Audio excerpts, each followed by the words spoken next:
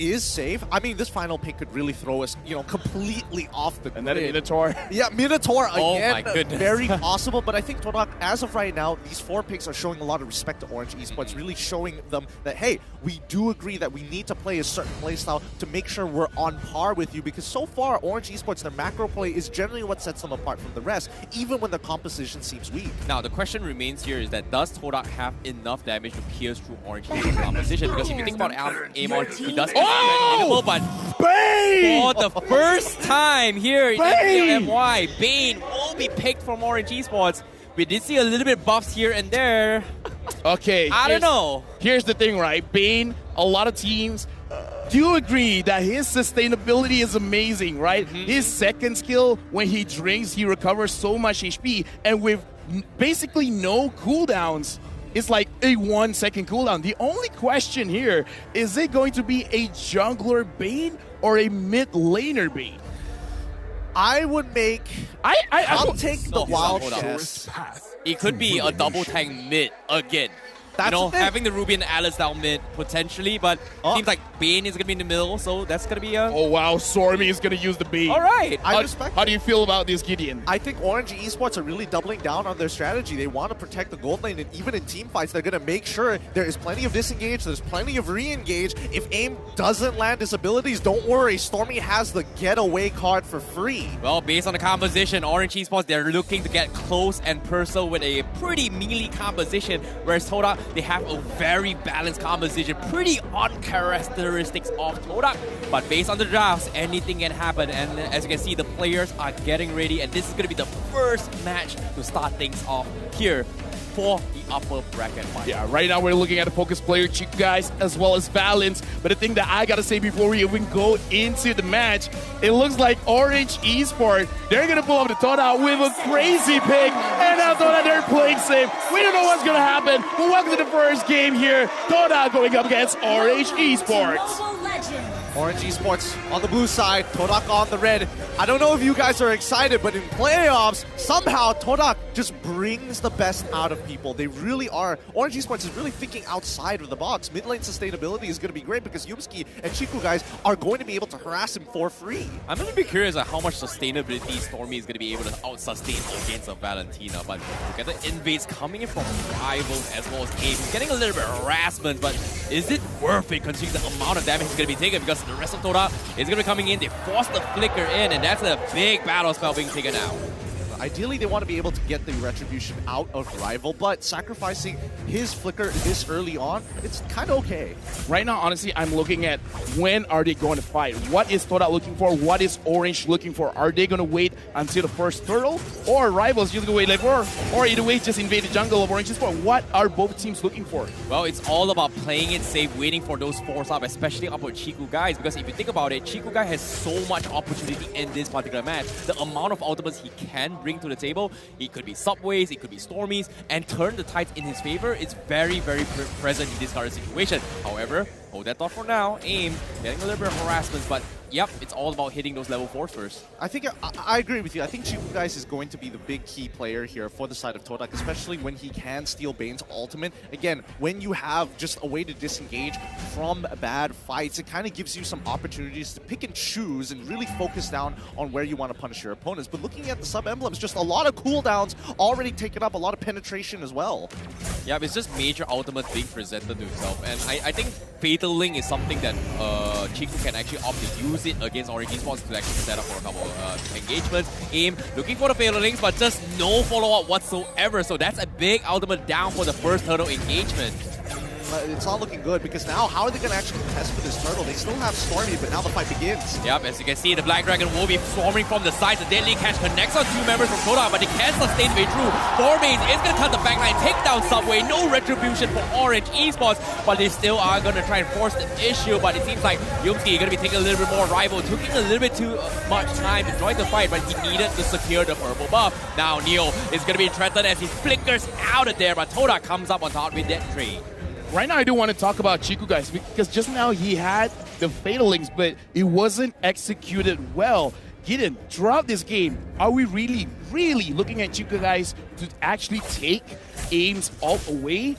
and he will be the main engager of the team. Is that really the best way for them to go about the team fights? Personally, I don't think so. I think having the Fatal Links does pose a threat, and I think that's what they want to hold the hostage over Orange Esports. Similarly to their game where they had picked up Minotaur, they want to use the Minoan Fury to kind of control how Orange Esports looks to engage. It's the threat of having a Fatal Links more than anything else, rather than the execution. Yeah, I definitely agree. And seeing how Chico is hovering and showing that he's got the Fatal Links, you can see the pressure from the side of Orange Esports. They're getting a little bit hesitant, but they force the fight. The Fatal Link comes in by instant re-engagement. Rival waiting for the right moment to come, and they get the Fatal Link. The blazing duet is going to be there, but the damage is not going to be enough. But Todak, they might look for a little bit more. Chico is still surviving it all, but the damage has been done from Todak. Yo, I got to give it to you, Gideon. You called it. Like, it's not about how he uses it. It's just like a threat. Talk about what happened just now with Chico guys waiting on it and then using the Fatal Links to great success. Exactly. He doesn't have his flicker, so he cannot catch people off guard. He's waiting for the initial engagement from Orange Esports, and especially with Subway here. Oh, Chico's in trouble. He's dead. He is gone.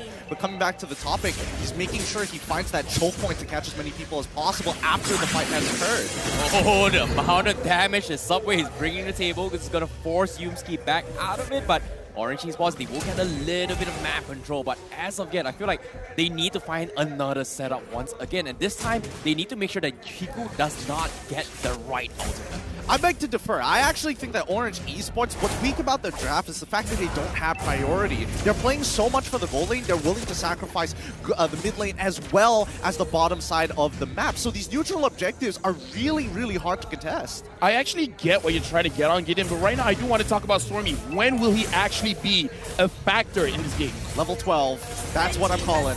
Yep, and the turtle coming in. Yumski going to be setting things up as well. Rival going to be sniping the back line. Stormy's going to be the first to fall. AIM is going to be next. They force the Black Dragon over 4 mains, but AIM will be able to narrowly escape their lives. Balance still farming towards the mid lane. Chico also going to be setting up to try and contest this, but it seems like mid lane control is going to be way to go for Todak as they completely blew them out. Chico scaring Balance off. That means that is going to be the trip back home. Yep. Again, this is what we're talking about time and time again. If Stormy isn't there to disengage for the rest of the composition and they try to take the initiative against Todak, the counter-engage coming from the Black Dragon farm and especially the wild charge from Yumski really makes all the difference because they have the early game stats to do so. And Orange Esports, on the other hand, they're going to need a couple of items before they still feel relevant. But the question is, how long do they have to stall the game? Because right now, Todak, 3,000 gold lead. Orange Esport, they got to slow the game down. But can they, and is it even worth slowing it down? Can they actually win the late game team fight? Oh, you can see Chico, like you said as well, is always going to be threatening with those Fatal Links. But before that, let's talk about the items real quick before we actually progress. Because as of yet, Stormy is going to be the biggest threat, right? He's got the Clock of Destiny. He's looking for his Lightning Trunket. It needs about like 4 to maybe 5 minutes where we start to see big damage output coming from Stormy. But Todak, they're just so oppressive. Look at this. They're just shoving Orange Esports back all the way back to base. No lane cuts all the way through. AIM is getting so much information. But what can Orange do at this point? But Chico, guys, he's going to make an attempt. They catch out Subway out of position. Instantly takes him out. This is what you want to see out of Todak. They need to be consistently aggressive because I was expecting, my predictions were to be 8 minutes to 10 minutes is where Orange Esports is really going to show what they have, where they have at least 3 items to contest the damage of Todak. But considering that it is a almost 5k lead for Todak, at this stage of the game, with Blade of Heptases already completed from each of their members, they are looking to end this fast and put them down in the dirt before 10 minutes. Oh, the Orange Esports, they have to make the play. While Chico, guys, doesn't have his ultimate, well, as soon as I say it, he just got about a couple of seconds, and they need to make some sort of plays. And Chico, guys, once again, getting to steal on the Fatal Links means they are going to hold hostage on Orange Esports once again until potentially the first Lord. Right now, honestly, looking at Todak, it looks like Chico guy is going to deal quite a lot of damage because I just took a glance on Orange Esport and they're not building a lot of magic resist. Is that going to be a problem come to the first Lord that's going to appear in the game? It will be an issue, but as of right now, when we're talking about the damage coming in from... Oh no, hold up, Balance. Is he going to die here? He might. Oh!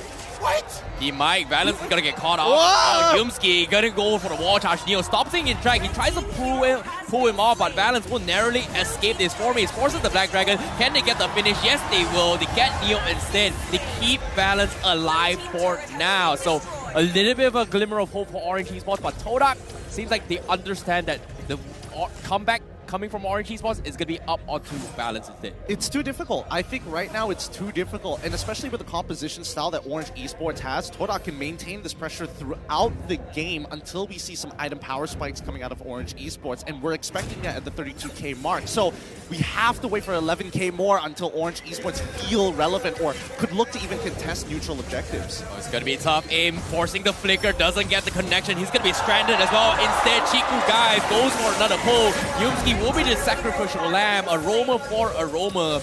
50-50 trades from Orange Esports. That's the best you can ask for them. 1-for-1 trade at this stage of the game, I guess it's all right, a support for a support, but Orange Esports, they need more than this because Todak can basically hold them back in their base. Right now, I'm actually looking at aim because I feel like he is the key factor here. If he's able to catch Todak slipping, then they can do something, because I feel like Stormy on this Bane, he's coming up to a point where he will hurt. He can sustain quite a lot, but he's not going to be tanky. So no matter what, Orange Esports, they got to wait on aim. Well, Subway now going to be in a little bit of trouble. He's going to get trapped, and the passive coming from Formase didn't exactly proc. He's trying to go in for the side stairs, but unfortunately you can still see his glimmer of shadow, and that's going to be the continuation coming from Formase. He tries to chunk down Neo, and he will get another one for Todak. So that's going to be 2 kills. The deadly catch comes in, but he barely tickles down the rest of Todak. And seeing how this is going, they still have the spells. They can continue this fight. Orange Esports is getting farmed right now. That's basically it. I mean, Subway can't walk into his own jungle to farm. Neo is falling further and further behind as he sacrifices pressure to save his teammates. I think if we pull up the item list right now, I'd be interested to see where Valence is on his build. If he hasn't gotten at least his Golden Snap at this stage of the game, I'm pretty sure I saw his Demon Hunter's Sword. Okay, he's got both. Looking on the side of Todak, we don't see too many defensive items other than the Dominance Ice, and I think there is a chance that Orange Esports might be able to flip a fight. Yeah, they need to somehow defend this for at least 2 to 3 more minutes. This first Lord engagement is going to be very, very important because we are going to be expecting the full front force of Todak just dropping you the amount of CCs that you'll be bringing to the table. Right now, looking at Todak's composition, they're really looking at Chiku guys or Yumski or even Formase to engage. My question is, will Todak will actually be able to engage cleanly, or will they make a mistake giving an opportunity for Orange Esport to actually get the map back into their hands? Well, it's going to be tough because as of yet, they have the information where Todak is from side of Orange Esports. But as you can see, Valence is going to be using himself as a bait, but Yumski, he doesn't have the flicker to engage, and they will start things off with Formase with the Black Dragon, soaking up a couple damage, but Orange Esports, they are going to hit a snipe rival from behind. They did not expect him, instantly takes down Valence. The deadly catch comes in, they have the damage, but they can't seem to go in for the finisher, and Todak completely understands that Orange Esports is so weak right now, and that is gonna be a wipeout, triple kill for Todak, and they are gonna potentially take game number 1 against Orange Esports. This is gonna be game for Todak. What a first game. I gotta say, man, Todak today is a different team. Number 1, the draft. Very, very meta draft, as well as the way that they play. Very disciplined. They don't hesitate. Any of their movements seem very dictated, very clean.